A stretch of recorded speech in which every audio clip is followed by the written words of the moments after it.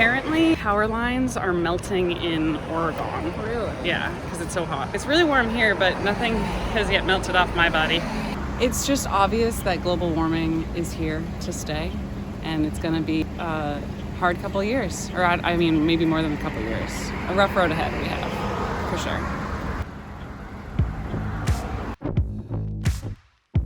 Weird timing.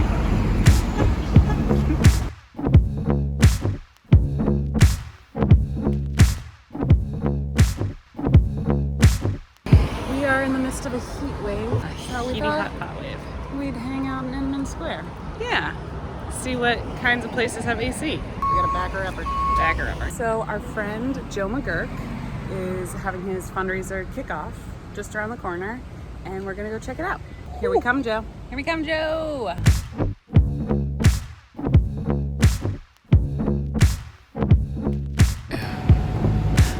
If you're looking for shawarma, Cambridge is the best place to get it. Beef shawarma with the garlic sauce. Get it in the wrap. Oh my gosh, heaven. Heaven in my mouth.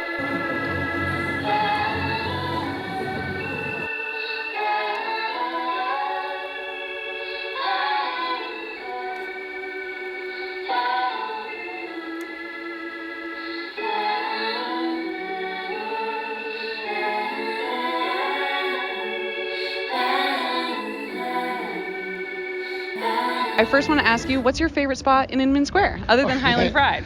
It's even including Highland Fried. I have a very soft spot for the Druid pub. Great. A couple blocks down. Great spot. Someone down there today.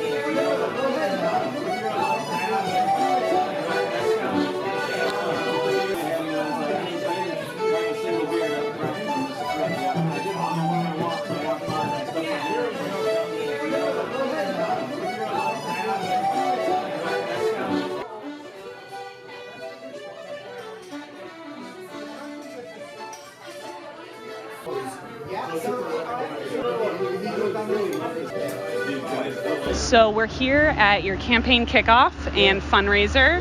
What inspired you to run for Cambridge City Council? About a year ago, I was not thinking about running for Cambridge Council, right? Yeah. But COVID kind of brought home a bunch of issues to me, right? I'd seen that the industry that I work in got particularly hit hard, right? The restaurant industry all over the country had, but in my own community, I'd seen so many restaurants that had been hit hard.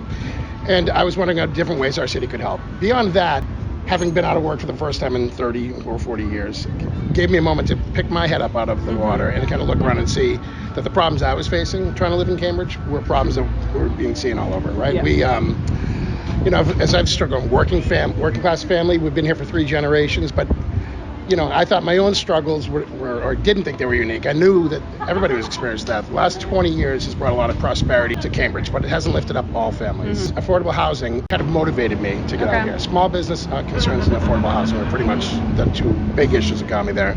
After tending bar for 30 years, I kind of know the community, and I thought the council should have somebody from these communities on there. So I love that. My next question was, we both have worked with you. I worked at Gustazo with you. Julia worked at A4Cade, and I was going to say, how many years has it been? Decades that you've been bartending? Yeah, 30 years as a bartender this year, and 10 before that as a cook. That's incredible. So many years working with the public. Can you talk a little bit about what leadership means to you? I often view what I do not as so much as a leader, but as a community member, right? I like the idea that I'm not so much looking for a leadership position, but in another way to serve. Yeah. One of the roles of a councilor is actually to speak to leadership. Cambridge's city government is set up with the executive power being held by a city manager. City council really is there to advise and hold that city manager accountable for his or her actions. So I like the idea that a lot of people can have access to me, they'll speak to me, but I'd prefer not so much to be a leader of theirs, but to be somebody who's serving them and speak to our leaders and ask them to do what the will of the people is. Yeah, love that. Yeah. The pandemic has brought a lot of sadness, and we talk about what we've lost. Can you talk a little bit about what we've gained? Sure. I think that, of course, it's been incredibly hard for everyone in our society. But opportunities are popping up all over the place. There have been silver linings. I learned how to make bread. One of the truths about the pandemic was that people that we really care about, that maybe we hadn't spoken to in a while, has really brought a lot of us together. Yeah. I've seen such good things on personal levels done. Restaurants, one of the things we've seen at the restaurants I've worked at is the generosity of our community. The private sector has really done an incredible job And that, you know, on federal, state, and local levels, they've tried. Yeah. But even right now, there's a bill that we need to get another $60 billion in the hands of restaurants. The Restaurant Revitalization Fund ran out of its $28.6 billion with still 170,000 restaurants who had been qualified not getting money. Right now, there's a bill before them. So we really need, you know, the generosity of souls that people have to the restaurants on an individual level. We need them to pressure our legislators to get that money into the hands of restaurants, you know, to try to save us. Jewel, do you have any other questions? Your daughter is performing. Can you talk to us about how you inspired her to follow her dreams? I think that one of the maybe mistakes that I made with my kids was telling them that college should be a place where we expand our minds rather than turn it into a trade. One of the things I also impressed upon them is we really have to know who we are. Like the journey of self-awareness is kind of what this whole thing is about. And it's, you know, the truth is that they inspire me. My children's activism is what got me more active, right? You know, I am just a guy who is like making drinks and everything, but I was fortunate enough to have two kids who really care about their community. In many ways, they've inspired me. So I love that. Yeah. Well, thank you, Joe. Oh, sure. This Absolutely. was lovely. That was really easy. Yay! Thank you. Thank you. That was our first interview, so. Oh, high five. Yeah. Awesome. We're happy that it was you.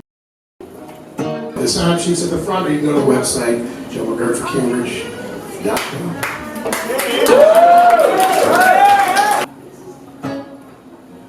All you do is unwind. She's got the whole world up on a string. She's doing pretty much everything. He knows exactly just